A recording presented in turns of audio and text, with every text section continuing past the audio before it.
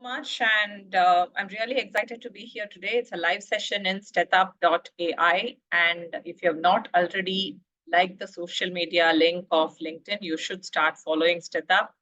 And before we start, a brief background of myself. I am a chartered accountant by qualification. I qualified out of PricewaterhouseCoopers, and I was a all India topper. And when you do CA out of PwC, you're typically trained for a corner office job. So I just did that. And then when I took a sabbatical later for 5 years, when I wanted to start out on my own, I was exploring several options. And one of the things that I really got interested in and excited about was wealth management. So I started my practice and profession as a financial advisor and wealth manager in 2006-7, and then I incorporated my company, Banconus FinServ, in 2010. So I've been in this for the last 16, 17 years now.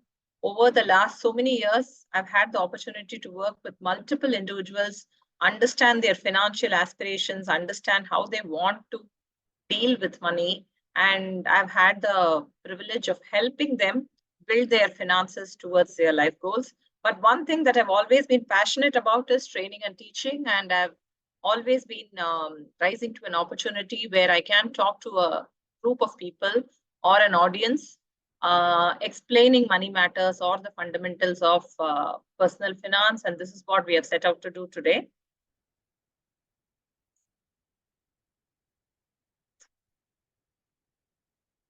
So I don't know how many of you have been doing these online sessions, but I guess most of you would agree it is very difficult for a trainer to look at the screen and keep talking. So what I would be doing is periodically I would be pausing the presentation and I would have some interaction in the chat box. It is difficult to do the chat interaction as well as the screen sharing simultaneously.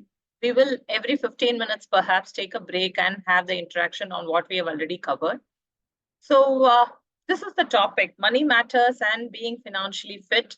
I understand this is for an audience which is predominantly connected with the healthcare sector in some form or the other. So that's why I think the old adage was health is wealth.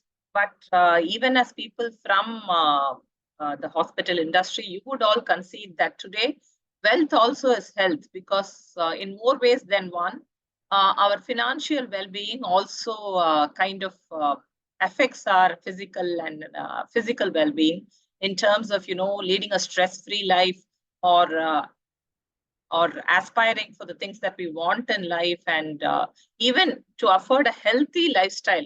Today, at some level, you need to be in charge of your finances. So that's what we are going to talk about over the next 45 to 50 minutes. I'm going to give you some basic action plans where you can get your money matters in order. What are the things that you should do? Might look very fundamental, but these are the financial life lessons that would help you, whatever age you are in, whatever stage of your career you are in. If you are able to implement these action points in your financial life, it would go a long way. So generally, when we talk of money matters, have any of you thought of a plan? How do we generally go about investing or saving, or when we start earning? Initially, in the initial periods where we start earning, most of us have to concede that we start small, so we don't have a big surplus. So we initially go on spending what we earn. And then after a point when our incomes cross a particular threshold, there is a surplus, but at the same time, our commitments in terms of a family, everything comes about. And so we keep indulging in that, and still we do go about some savings, traditional savings. Some people might be doing fixed deposits, or if some of you are not self-employed and you're working for a company, perhaps you would have gone in for a PF. And then there is always this friendly neighborhood insurance person who comes and sells a policy, or a bank relationship manager who comes and pushes a product. Then we just sign up for whatever comes our way. So most of us, including me, before I took this up as a profession, go about our financial matters in a very random and haphazard manner, till there comes a point in our life in our mid-40s or late 40s when we realize that we have worked for 15, 20 years, but still we have not created enough corpus for our important milestones in our life, like our children's education, or more importantly, our own retirement. So that is why I keep saying that it's very important to get your money matters in order, your financial matters in order, so that you are able to lead a life where you don't have to continuously keep looking behind your back in terms of your finances. So why do you think this is really important? Is there any way I can look at the chat while sharing the screen? Chatna?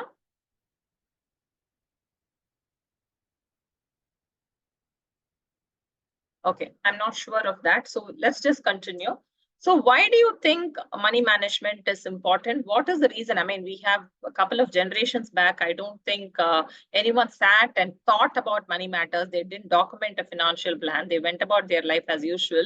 And it's not that, they turned out very badly, but still today we insist on financial planning, and we insist on everyone should have a very concentrated and focused approach towards investments, towards expenditure, savings, etc. So why is that? Because there are several things. Now, all of us have to admit that most of the time we find that whatever income we earn, even if we get increments or we start earning more, most of the time our expenses are always catching up with our incomes.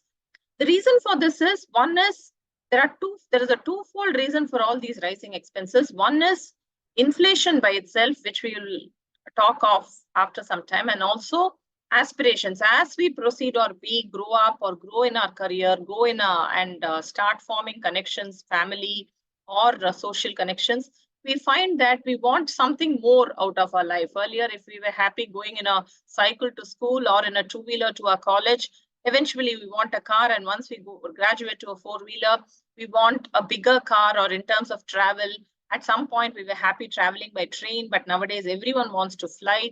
So these kind of inflation, which is kind of a feature of cost, and our own aspirations, is continuously rising our costs. And also sometimes there are some contingencies or emergencies which keep happening, or some unplanned expenditure.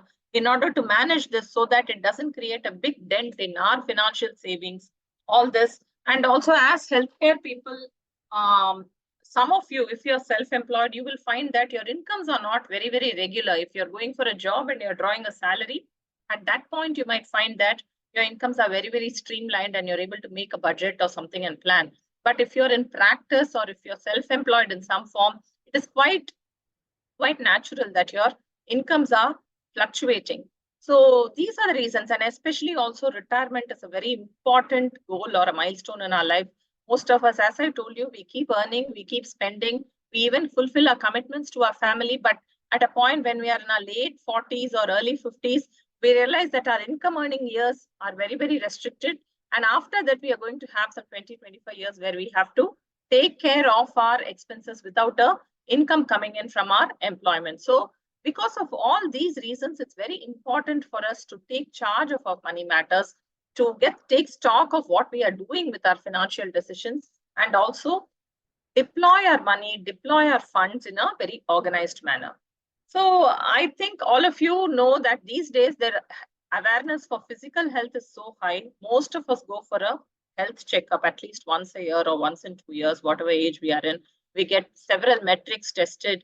We get our scan reports, we get our bloods done, and we keep monitoring our health. So have you ever thought of a financial health checkup?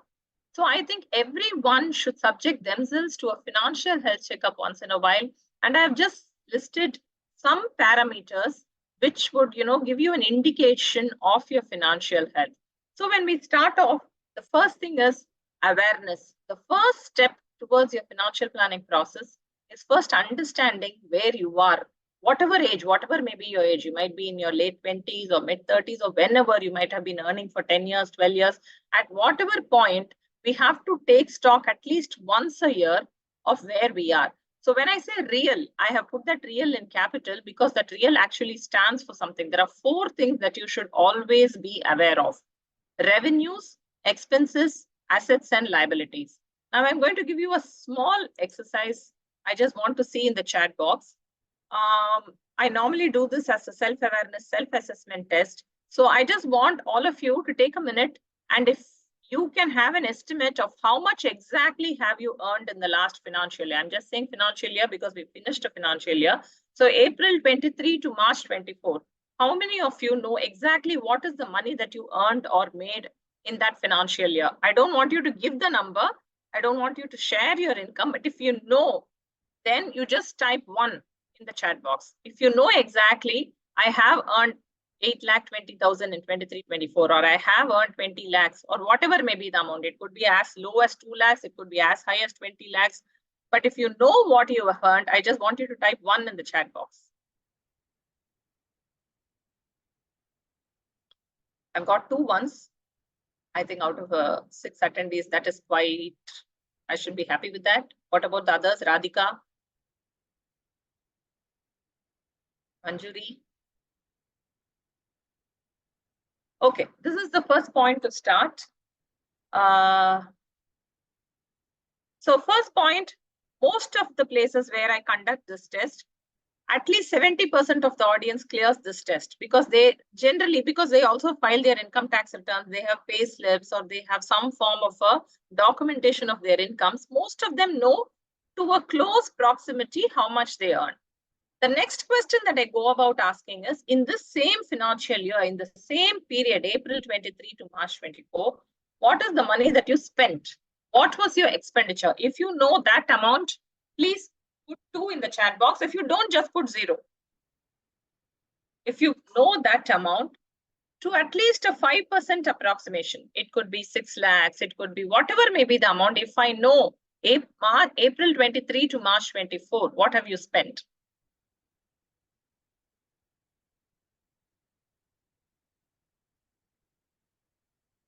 And the third question that I continuously ask is, so, and when I come to the second question, at least 50% or 60% of the audience lose out. They think they know, they will come up with a number, but if I nudge them with some questions, have you included your credit card bills? Have you included your children's education? They all lose out in the game and they are finally confused as to how much they've actually spent or spending. And the third question that I ask them is, what is your net worth? What is your asset minus liabilities? What is your value, your financial value? What is the financial value that you have? Do you know that number? And as an addition, do you also know how much this value is growing? Like, and on 1st April 2023, I had a financial value of 52 lakhs, whereas on 31/3, that financial value is 55 lakhs. This is a summation of your assets minus your liabilities. So these are the questions. If you know this, please say 3. Otherwise, let's stick to 0. Okay, I just wanted to know if you're warmed up to this entire discussion. So as I said, the first step to anything is to first understand where you are. So these are the 3 things that you should keep monitoring at least once a year in order to know where you are, your revenues, your expenses, your assets and liabilities. And the next question is, most of us, as I told you, we just go about saving or investing in a very automated manner. We either contribute to a PF, or if some friend or some colleague comes up with some product and we think, if they have invested, then I also go and do, or we watch CNBC or something, pick up some random tips. So we do. So without this, without doing like this, the best way to go about your finances is to, just as I said, you should know where you are. You should also know where you want to go. Supposing I'm coming to your house today and I'm picking you up in my car and saying, let's go. What is the first question that you will ask? The first question you'll ask is, where are we going? So in that, why are you doing this particular investment? What is the purpose of this saving that you're doing? Where do you want to go with this saving? I want to create this corpus. So we will talk a little bit about goal planning. So this, if you have a goal, documented goals, that is one very important indicator of your financial health. And as a pattern, what are you? Are you a saver or a spender? Because we generally focus so much on earning money, we sometimes undermine the importance of not spending more money. So we will talk of something called a money equation. In that, what is your category? Are you a conscious saver or are you a casual spender? These are questions that you should ask yourself regarding your financial health. And I've talked of a few checks. There is a liquidity check and a solvency check. Most of us will find ourselves in some situation where we seem to have saved up money, but it is all locked up in different assets, other as real estate or as PF, which we cannot withdraw. And sometimes when you want to spend for an emergency, you just don't know what to liquidate, or you don't have access to these investments. So that is called a liquidity check. You should always confidently have some amount of liquidity built into your financial system. And a very important problem that several of us face is a debt trap, what I call as a solvency check. How solvent are you? Are your assets often more than your liabilities? Is an important check that we should have. And also, I have always felt that diversification or spreading your investments across various asset classes is also a very important measure that you have to do, and risk mitigation through insurance. So these are the various aspects that we have to question ourselves or keep monitoring ourselves. Take these tests every year, at least once a year, to find out how much is my financial health quotient, how healthy I am. Am I equipped to take on suddenly if there is an emergency or a crisis? Am I really equipped to take on? Am I really in track in respect of what I have to do in terms of my responsibilities towards myself, towards my children, towards my family, all that? So this financial health checkup, everyone has to subject themselves to. So what is the first step? As I said, we are talking of real. So incomes are your first source of earning, right? So the more and more you earn, then your financial health or your well-being will keep improving. So in that, certain points that we have to think about is, we should always keep increasing our sources of income. In this context, I want to talk of two concepts, active income and passive income. Can some of you type in the chat box, what do you think is active income and what is passive income?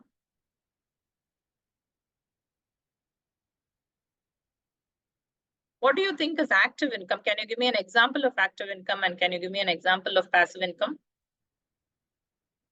So I'll give you a broad definition. Anything that you earn by engaging yourself actively is known as active income. Salary by company is a very active income. But what is a passive income? Any example of a passive income? Passive income assets, can you give me a further, a more clearer example? But you're there. So when you earn some income without having to actively engage yourself, for example, in order to earn a salary, you have to go to your office, you have to spend X number of hours there. That is when you get a salary. Or even if it's not a salary, think of someone, a teacher or a consultant. He has to go and work in a couple of companies, or he has to go for these hours to somewhere. Or even anybody, even as someone who's, perhaps a person who is earning because of his knowledge. If someone is publishing a book, he has to write that book. So anything that a person earns by engaging himself actively is known as an active income. But passive income is something which comes to me even if I'm not working, even if I'm not engaged in earning that income. A typical example is, if you put fixed deposits in banks, you get interest. Now you will continue to get interest even if you're going to work, not going to work, you're bedridden, you're traveling, you're holidaying. That is example of a passive income. You have a property and you're earning rentals on that property. That is known as a passive income. Dividends that you earn out of your investments, or the appreciation that happens in the value of your investments. All these are examples of passive income. Our ultimate aim should be to keep on increasing, because initially when we start, we will not have sources of passive income. But once we start earning and investing, gradually our goal should be to create enough passive income so that we reach a stage where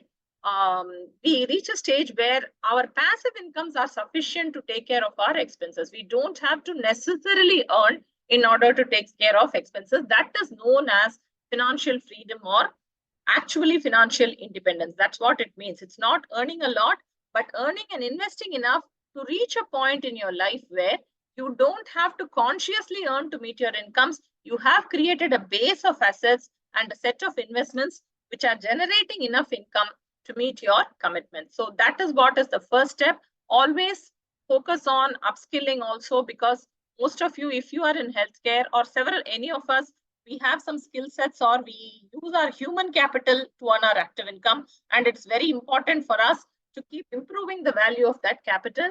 So that is the first step. And then, as I said, there is something called a money equation. We need to be aware of money equation.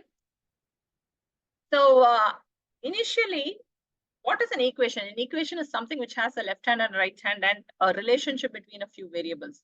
So normally we all know if you have an income and you spend so much, the difference is your savings. If you're earning say 1 lakh a month and you're spending 60, 70,000, that 30,000 or 25,000 is your saving. But the very way to focus on this money equation is to reverse the equation. So how do we do this? Instead of saying that income minus expenditure is savings, we have to realign our thinking to say that income minus savings is our expenditure. So what does it mean? I have to commit myself to some savings for my goals that I have to meet over a longer period of time. And I have to make those savings my first expenditure. So when I get a salary, say on the first, my objective, or I should create a structure in such a way, whatever is important for my long-term savings. So I have to save 10,000 for this. I have to save 12,000 for this.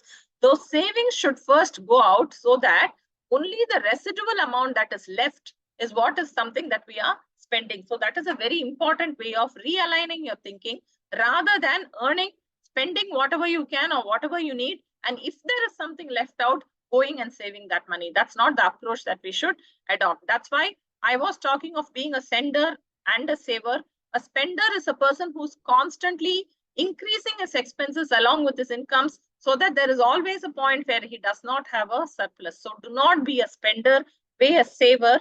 And there is the next stage, which is known as investing. What is saving? What is the difference between saving and investing? Saving is a very passive action. That is, you just get a salary and then some expenses go off. The remaining amount keeps accumulating in your bank account. That also is savings. But investing is one step ahead of saving. It's a very conscious function where the savings keep happening, but we are deploying these savings depending upon our requirements, depending upon our goals, depending upon the time horizon that we have into various different forms of assets. And we are seeing to it that they are split between various forms of assets so that ultimately for my requirements in the future, these investments have grown and they yield value. So you have to see to it that you have to stop being a spender, graduate to being a saver, and eventually evolve into a proper investor in order to actually ensure your financial well-being. Now, I was talking when I say investor, this says the returns that you make. Who is a good investor? How do you know that you've actually invested wisely? So we all talk of inflation, and supposing you're putting all your money, say you're keeping your money in your savings bank account, and your savings bank account generally these days gives you 4% interest. You are saving in the sense you are happy, you are earning say 1 lakh and you're not spending the entire amount. You're being careful with your spending. You're say spending 60,000, 70,000 and you're saving 30,000. That is quite a bit of an amount. It's a good amount of saving. But just in case you just allow it to be in the savings account, do not take any conscious action, and it is earning some 3.5%, 4% interest, over time, you will find that the money that you're earning is not sufficient to capture inflation. So what is inflation? The gradual rise in the cost. So supposing you are buying 1 liter of petrol or anything, you are buying shoes, you are buying anything. The purpose of not spending today and saving in is that the amount of saving, the return on those savings should be higher than the inflation rate. So broadly, we say inflation is around 7 to 8%. At least your savings should generate a substantial amount over and above that inflation. So if the inflation is 6, 7%, your savings overall should be generating 12, 13% on the whole. Only then you're creating a margin of safety or you're creating a surplus over and above rising costs. So that understanding the impact, that's why I said simply saving or leaving it with inertia without any action in a savings bank account is not going to help you, or sticking only to traditional investments like fixed deposits or RDs is not going to help you, because always inflation is catching up. You just compare, if you can just sit down and think about 5 years back, what were the costs, and 5 years to now, simple things that you are using, going to a movie or going and eating in a restaurant, or train tickets or flight tickets or hotel fares, anything that you spend your money on, even just Ola, Uber fares, anything that you compare, you will find that there is you might not realize it year on year, but if you compare this number 10 years before and now, you will find the impact of inflation. So this inflation is growing so much. So it is not just enough if our salary alone is growing. Whatever amounts that we are saving should grow at a rate which is higher than inflation, because this is definitely going to eat up our returns, and unless we beat inflation and unless we move ahead with faster than inflation. I've just given some examples. You can make your own examples. These I've compared the cost about certain common things that we do some years back vis-a-vis now. You will find that in every case, there is a substantial growth in cost. And you can compare this with whatever you do. If you can compare prices of simple products like a loaf of bread or some fruits or vegetables or school inflation, healthcare inflation, everything is going up. So you will find that one is the cost of certain things going up. And I already spoke to you about aspirations. See, initially we were traveling by train. Train fares are growing up. That is inflation. But initially we were traveling by train. Now you want to fly. So anything, if I want to travel some 300 kilometers, one city to another, a train might cost me 1,000 rupees, whereas the flight would cost me 3,000 to 4,000 rupees. Then if you factor in this inflation of your own aspiration, then that is significantly higher. That is why it's very, very important to keep tracking what you're doing, what you're spending, how much you're earning, and whether you're spending only what is required. You're not wasting money on reckless purchases, on unwanted things, so that you are creating a margin of safety towards your long-term requirements. So expenditure management is the next most important part of personal finance. Initially, I told you, you have to augment your incomes, upskill yourself, create passive incomes more, so that at a point after 20 years or something, 20, 25 years, if you're not in a position to work, your assets have created a passive income which you can live off. The next important thing is expenditure management. Create a budget. Always prioritize your expenses. I mean, one small hack that I use for these luxury purchases is, I mean, we are always tempted. There is continuously one offer or the other. There is continuously products flashed at us in our social media. If you just take the phone, there is always so much. So I often tell myself, so if I go to a mall or something and I'm just window shopping, the window shopping is the biggest myth. Suddenly I see a pair of shoes. I want to buy these shoes. So they say the shoes cost 5,000 to 6,000 rupees. I want to buy that footwear I feel for my running or whatever. Or I might want to buy a dress. So what I've always thought about is one hack that I've used, and several of my clients also benefited. There is a serious urge to buy something, but just postpone the decision by a few weeks. You just tell yourself, okay, I've seen this dress. I want to buy this dress for 10,000 rupees, but I'm not going to do it now. I will come back after 1 month and buy the same dress. Just tell yourself, you want to buy a watch, you want to buy a new phone, anything that you want to buy, tell yourself, I will postpone this. I will not do this now. I'll do it after 1 month. In all probability, after 1 month, your urge or need to do that purchase would have come down by 80%. 80% of the cases, you will not go back to that purchase. Just in case, those are one out of 10 cases, you might want to buy, then indulge yourself, because then that's something that you really perhaps want. These are how you will have to create checks and balances on your expenses management. So when I was asking someone whether you track your expenses, how do we know? A simple step is to download your bank statement, because our money goes out of different sources. We spend through credit card, we GPay, we spend in cash, several things. It's perhaps if you're not in the habit of documenting every expenditure, it is very difficult to know how much you're spending. But an easy hack is, all of us have net banking, and you can download your bank statement. Just go to the withdrawals column, add up the entire withdrawals column. In all probability, the withdrawals would be expenses. In that, if you're making specific savings, supposing you're making a recurring deposit, you're paying for a chit, or you're making a systematic investment, out of the total deposits, just download it in Excel. In the total deposits, eliminate only the savings, insurance premiums, whatever. Eliminate even your maybe housing EMIs. If you're paying an EMI for a car, EMI for a phone, EMI for any furniture, that is an expense only. It's not a saving in any form. So just remove all the conscious savings. So if you have 100 entries in your bank statement, every month you might have 15 entries. So 10 months, so you might have 200 entries of withdrawals. In that, out of the 200, hardly 30 entries will be savings. You eliminate that. You total the rest, that is your expenditure. The first habit you get into is first note totally how much you're spending. Then you can drill it down into, because your credit card payments also, or your ATM withdrawals, everything will come in the withdrawal column. Then you can drill down into where that money is going. Another thing is called as the Eisenhower matrix. I encourage all of you to follow this practice also. Follow this whenever you're saving. There are 4 quadrants in this. Sometimes our expenses are urgent and not urgent. Sometimes immediately something has to be paid. So what happens, just in case you've forgotten, some penalties have to be paid, some immediate bills have to be paid. These are all urgent as well as important, because if you don't do this, you will suffer in some way or the other. So medical expenses, all these are urgent as well as important. The second quadrant is not very urgent, but these are important. Mostly we keep on postponing this. Supposing you have to provide for college fees, or you have to make some investments for your retirement or insurance. We keep postponing, thinking they are not urgent. Till the point they become urgent, we do not provide for this quadrant. The third quadrant is important as well as not important, but it serves urgent. Just I said impulse spending. You know it is not very important. You don't need that third dress. You don't need that second shoe. You don't need a more expensive phone now.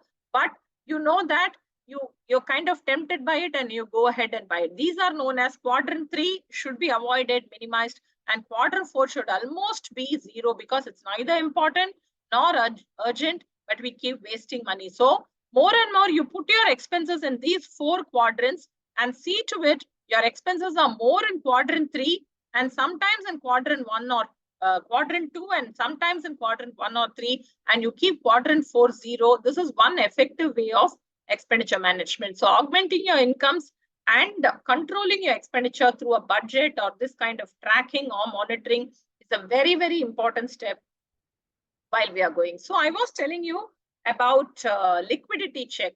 We need a emergency fund. The first thing, once you start earning, everyone should focus on is creating an emergency fund. Because sometimes we don't know, anything can happen. We are so used, once we start drawing a salary, so we are so excited. We think that is a permanent thing and we kind of commit ourselves to various expenses, various EMIs. And suddenly there could be a point where suddenly there is a job loss. There could be an accident because of which you are not able to earn for 3-4 months. Or there could be a sudden unplanned expenditure, a house renovation. Recently in the floods in Chennai, so many people got flooded and they had to spend on house renovation, car repair, or anything can come up. So we should always have ideally at least 6 months of our expenditure committed in a very liquid form. Now, this cannot be in the form of gold or it cannot be in a locked up investment. So 6 months of my monthly expenses, just in case, supposing I'm spending say 60-70,000 every month, then when I say 6 months, at least 4 to 5 lakhs should be in a very liquid form, either in a deposit. And again, an emergency fund should not be dipped into whenever you want. An emergency fund can be used only for emergencies. So whenever you want, if you're dipping into the emergency fund, that's not the meaning of an emergency fund. So setting up an emergency fund is a very, very important first step or first goal of your personal finance. And then I have been talking of these goals and we should do. So before that, I want to share a small anecdote. Most of you would have heard of mountain climbing, right? I mean, several people might take it up, or at least you have seen some documentaries, so you know what it is. So I just want you to know, just as a relief, I just want you to tell me in the chat box, what do you think is very important for a person to climb a mountain? If I'm going to either a 1 day or a trek for 3-4 days, if someone wants to climb mountains, what are the things that he should focus on or he should have? Some responses in the chat box.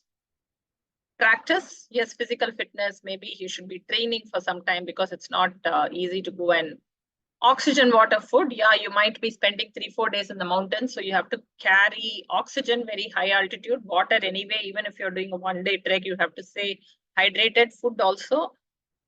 Sometimes you might need communication. When I say communication, you might mean a map also, so you would have to find out where you're going. Any other answers?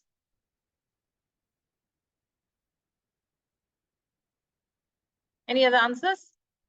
Just imagine, if you're going to be climbing a mountain, what are the things that you would pack? You would take a backpack. What are the things that you would put? Proper plan, yeah. Anything else? You might want to carry some medicines. Correct? Spare clothes, a towel, stuff like that. So these are all things. So at least we would have listed some 8 to 10 things now, right? Food, oxygen, water, and sometimes you might need ropes or something if you're going to do some rock climbing or something, medicines. So at least 7, 8 to 10 items we have listed. Torch, very important. Now I'm going to tell you Now, out of these 8 to 10 things or whatever number of things that we have listed, it is quite possible, even if we miss out 1 or 2 things in this, we might still be able to climb the mountain. We can manage somehow or the other. But there is one important thing without which, a fundamental requirement, without which we can't even think of starting the exercise. What is that one thing which we have not talked of, but which is fundamentally important to climb a mountain? I'm just going to give you 1 minute.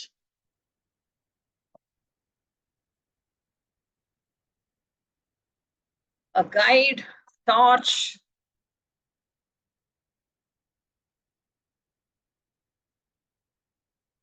Any other answer? Attitude, yes. But what I'm going to say might sound like a sick joke to you, but still, what you need is the mountain itself. Acclimatization, everything comes later. You need the mountain. Now, why did I say this story out of all of a sudden? That's what you have to look at when you are saving. Why are you saving? That goal is the mountain. You should have a visible goal. Without that goal, there is no meaning to our investments. So that's why what happens, most of my clients, when I start having a conversation with them, they have made some investments, but they really don't know why they made these investments. That is why I say, before asking me, or before asking yourself what I should do with my money, where should I invest my money? The question that you should start with is, why am I investing? Why am I saving? What is the need? I can spend all my money, right? Why should I even save? So then we will come up with answers. What do I want in life? I want to provide for my children's education. I want to buy a car. I want to go on this vacation. I want to build a house. I want to start my own clinic. I want to start my own practice. I want to start my own diagnostic center. Whatever this is, describing or having these goals creates the purpose to your investment product process. And it also keeps you accountable. Supposing you have created a particular saving for your child's education, which has to go on for 15 years, in between, you will not be tempted to use it for a vacation. Once you attach that purpose to that process, once you tell yourself this money is for my child's college education, there is no way you're going to break it and use it. But without that, if you keep making random investments, put something here, put something there, and suddenly if you feel like using something, you take off that money. So there is no method to the madness. So very, very important is you should plan your investments according to your goals. Now, how do we even start this? How should my goals be? How should I say? I mean, supposing if I ask you to talk of a goal, can one of you say, or how many of you can say, what is the goal? What is the most important goal for which you're saving? Can I have some answers in the chat box? Just think, it could be for anything. If I'm saving money today, what am I saving for?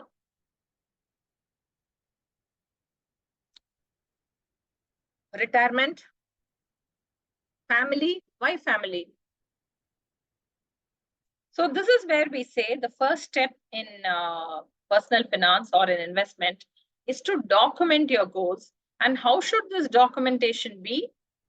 Your documentation should be something called your goal should be documented using something called SMART goals.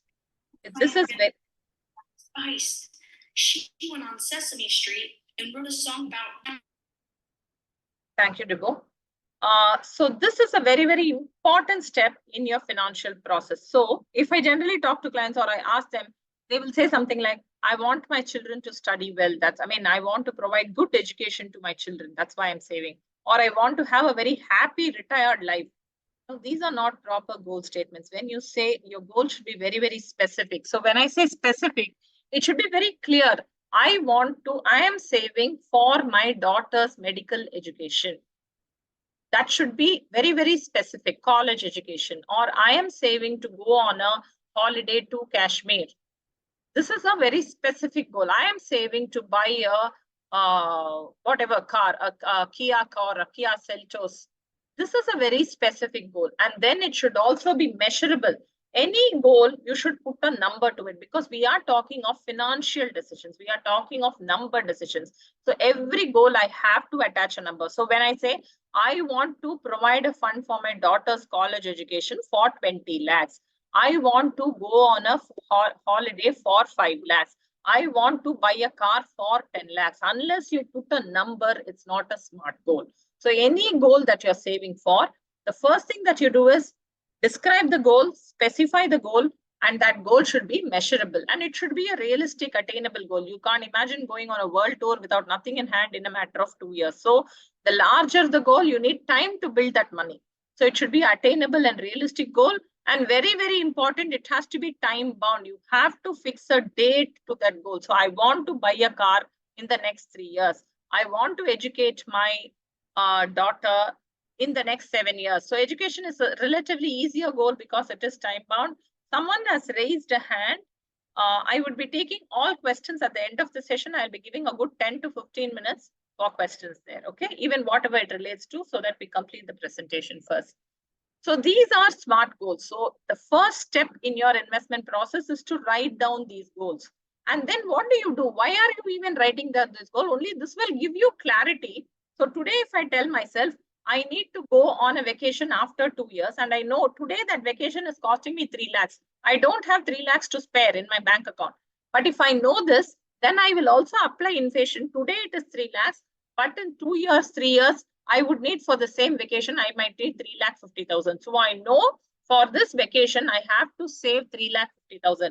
Once I know that, I can back work and say, for this vacation, I should start saving at least from today, 15,000 every month in my bank or in some particular product. So unless we know what is your timeline, what is your goal, and what is the amount, it is very difficult to recommend investments or decide on what are the avenues to those investments. So we should not start with the question, where can I invest? The first question is, why am I investing? How much do I need for this goal? And depending upon that, if you need to buy a scooter or a four-wheeler in next 1 year, there is no point putting that money in a house or in a mutual fund or in a long-term product. You cannot use your PPF or your PF for going on a vacation at the end of this year. Similarly, if you want to educate your daughter after 10 years, then you can choose products which will grow at a faster rate. So an example of a SMART goal is something like this. Say, for example, we decide your daughter is in class 5 or class 6. After 7-8 years is her medical education. Today, a medical college is going to cost you 40 lakhs. But after 8 years, at around 7% inflation, I would need 70 lakhs. Instead of 40 lakhs after 8 years for the same medical college admission, I would need 70 lakhs. Once I have fixed that, I back work and say, if I'm going to get 7% return, I have to save so much. If I'm going to get 12% return, I have to save so much. So this is the way at which you go about goal planning. And once you have this clarity, then you can choose products or ones which have the same timeline and a return which is aligned to your goal. So this is the next important step. Another most important step when we are talking of goal, someone told of retirement, most people do not give enough importance to retirement as a goal. You ask them, they will talk of education, they will talk of buying a house, they will talk of buying a car. No one, at least if they are not in their late 40s or early 50s, mid 30s, late 20s, no one will talk of retirement because somehow we all assume we're going to work forever and earn forever. The very thought of retirement will come in only at the age of 50 or 52. By that time, we'll have only 7 more years, and they will all struggle with creating a corpus. So retirement, start investing for retirement as early as you can. Just as you have other goals, retirement is a very, very important goal because you think about it this way. Your earning age, especially if you're going to become a doctor, your meaningful earnings start only when you're 26, 27 years old. It is quite true when compared to other professions, doctors have a longer longevity, but even then I'm talking of, even if you assume you're going to, sometimes it's not just a question of, whether you can work. The stress might catch up with you, so you might get burnt out. So even assuming I'll work for 25 to 30 years, after that, for 30 years, the savings of this 30 years should take care of me for 60 years, which means I have to use the income of the first, my 25 to 55 years first to take care of me in this period. And also my 55 to 85 also should be funded out of these earnings. So just imagine how important it is. And I'll give you one more example. You look at retirement, you take any other goal. I was talking of educational. Supposing you didn't save enough for your daughter's education. Several cases, there is a plan B. You can go for an educational loan. If you want to build a house, you don't have enough money, you can go for a housing loan. Have you thought of a situation of walking into any bank and telling them, sir, I'm retiring in another 2 years. I just need 1 lakh every month. Can you give me a loan? Is that a possibility? You take marriage, for example, marriage is a discretionary expenditure. You can do a marriage at a cost of 10 lakhs also, you can do a marriage at a cost of 50 lakhs also. So if you have not saved enough, you can compromise on the cost of the wedding and still fulfill your commitment. But look at a situation where retirement is it's not a discretionary thing. You might lose your job even earlier than you expected, or you might not be earning enough, or there could not be enough opportunities for you at that time, especially with increased life expectancy. You have to live for 80, 90 years. Unless you have saved a corpus which is going to fund your expenses, it's a very, very serious goal that several Indians are just missing and not planning for. For retirement, there is no, and you even take off a marriage, it's an emotional goal, right? So when you talk of a marriage, there'll be family members who will pitch in. They will, or even if there's a medical crisis, sometimes family members might pitch in. But you look at retirement as a goal. No one, you cannot go to your sister or your brother, or your uncle and aunt and say, I'm going to retire. So will you fund at least 20,000 for me for my retirement? This is not something that even your family is going to come forward to support. So retirement planning or not planning for your retirement is a serious gap in your financial planning. And everyone has to start. And if you're saving 40, 50,000 every month, at least 25, 30% out of those savings should be earmarked for your retirement. And we have to be very, very conscious about it. When we are talking of retirement planning and goals, we have to understand the power of compounding. So it is very, very important. What is compounding? Compounding is when you start saving and you allow that income to grow without withdrawing periodically. Say, supposing you're putting a fixed deposit, say for putting a fixed deposit for 10 lakhs and you're withdrawing the interest of the fixed deposit every year, that is not compounding. What is compounding is the fixed deposit earns an X amount of interest, say 1 lakh interest in 1 year. That interest also is added to the capital and it goes on growing. This is known as compounding. And this compounding over a long period of time, over a period of say 15 years or 20 years, the impact of compounding is exceedingly high. So but the problem is most often we do not invest for such a long time frame. Most of us focus on getting high returns. I would say even as an investment consultant, instead of focusing on getting very high returns over a short period of time, if you just have the discipline and the patience to consistently invest over even moderate returns of 11%, 12% over a long period of time, most of your goals will be realized very, very quickly. So what is very important for compounding?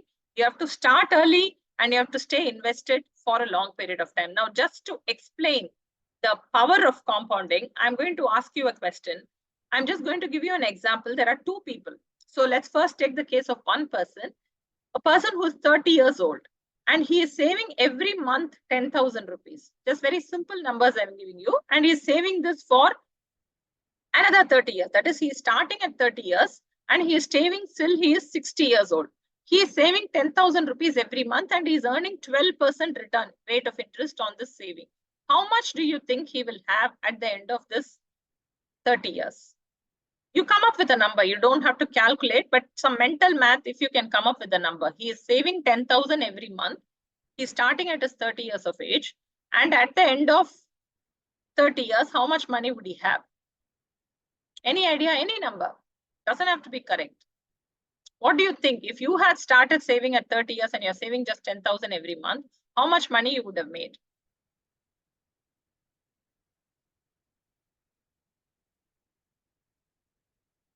Someone is saying 1 crore. Any other answer?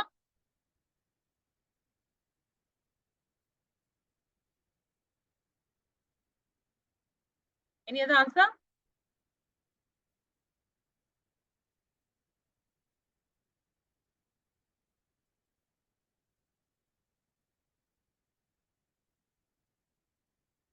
Okay. So to give you some idea, when you save 30,000 10,000 every month in a year, in 1 year, you save 1,20,000. And when you save for 30 years, you save 36 lakhs. So this is the amount that you have put in. Now, this amount, you can check this with an Excel sheet or a calculator. If you compound it at the rate of 12%, it becomes 3.5 crores.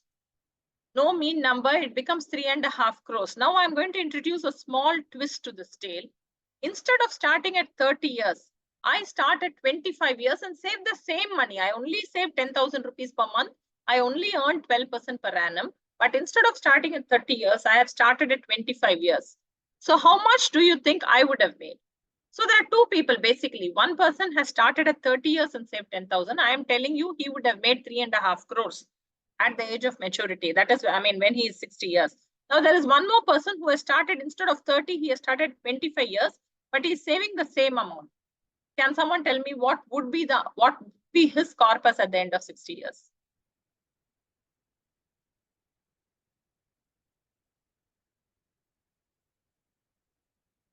Someone is saying 2 crores.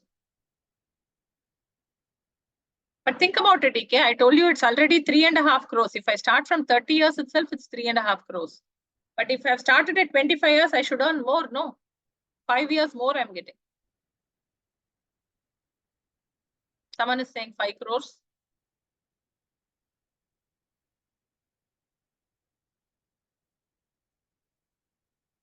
This is your answer. Can you see the screen? So anyone, power of compounding. This, I want you to take a screenshot of this number and verify these numbers in your Excel sheet or a calculator. Power of compounding just by starting 5 years early. So when you start 5 years early, what happens? I told you 10,000 into 12, 1,20,000.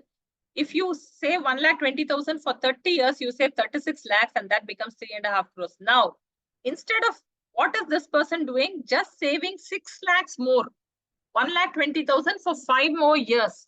But that 5 years, when invested at 12% over 30 years, is giving you almost double. Instead of 3.5 crores, he is going to land up with 6.5 crores. That is why I say the power of compounding is very, very important, very, very necessary. And if you allow your money, you start early and you allow your money to grow for a very long period of time, the amount of impact that it is going to have is significant. So that's why it's very important that you focus on compounding, focused on investing. Now, I'm just going to sum up with just the action plan because it's 7 o'clock already and I would want to take a couple of questions. So I'm just sharing a final action plan. We have discussed some aspects. We have not discussed some aspects. Maybe in the next session, we can try on that. So save before you spend. Always provide for emergencies, have liquidity, and do not mix insurance and investment. Cover your risks by buying term insurance and health insurance. Avoid the debt trap. Don't get into liabilities too much. Diversify your assets. Invest across asset classes. Start investing for retirement and take charge of your money matters and don't allow other people, your friends or your other people to take money decisions for you because you have the best idea of what are your requirements, what is your risk appetite, understand the products that you're investing in, what is the risk involved, what is the return involved. Do not blindly sign forms or go in for products which you don't understand. So that's about it. I would like to stop the share now and go forward with any questions that a couple of you might have. And I think, is there a link for the testimonials? Hey, hi guys. Yeah. So any questions? Someone had raised Yeah, the a hand earlier. testimonials link was shared.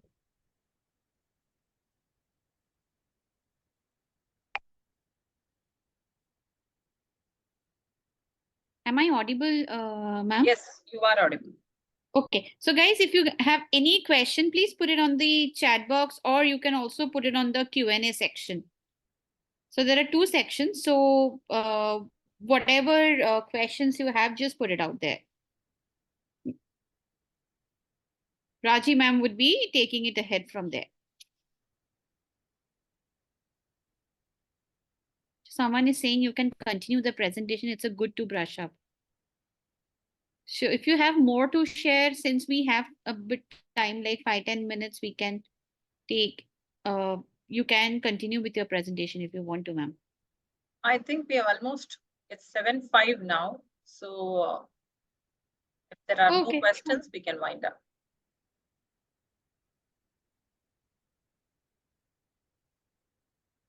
How did you guys like the session? I want your comments in one word. Like, can you just put it up in the chat box, please? Let everybody see it. How did you guys like the session?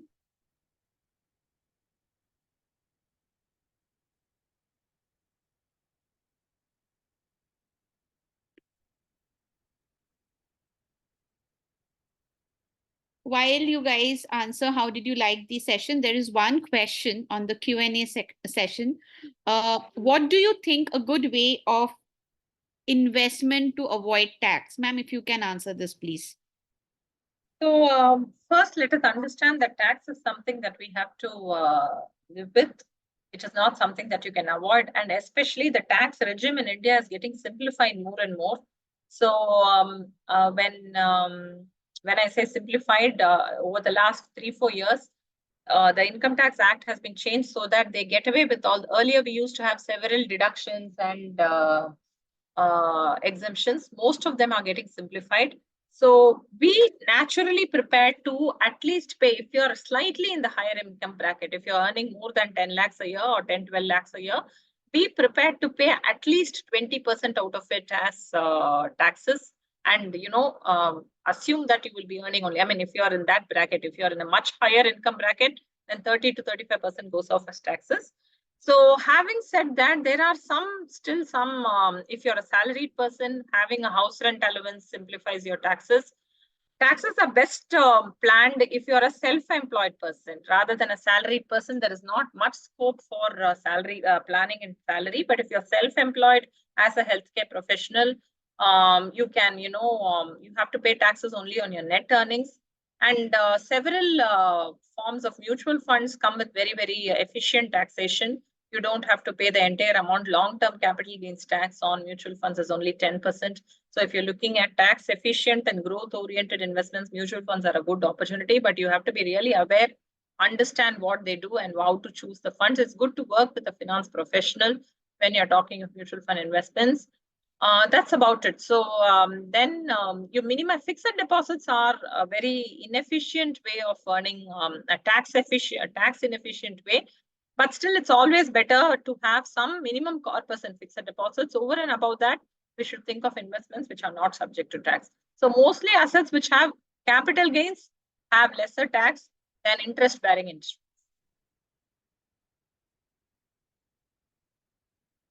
I'm going to give my mail ID in the chat box, just in case you have any queries. I can send you the answers. Was there any other question? You said something else in the Q&A. I'm sorry, did I miss that? No. So there was just one question. Okay, so people, those who have attended, so the recorded version of this session would also be available on the website. I have already put the website link on the chat box. So once this session is over, we will be uploading the recorded version as well. Thank you so much, friends, for coming in, listening in. And I would be happy to see your testimonial. So if you can, please upload the same in the link provided. And looking forward to more sessions in the same platform. Thank you.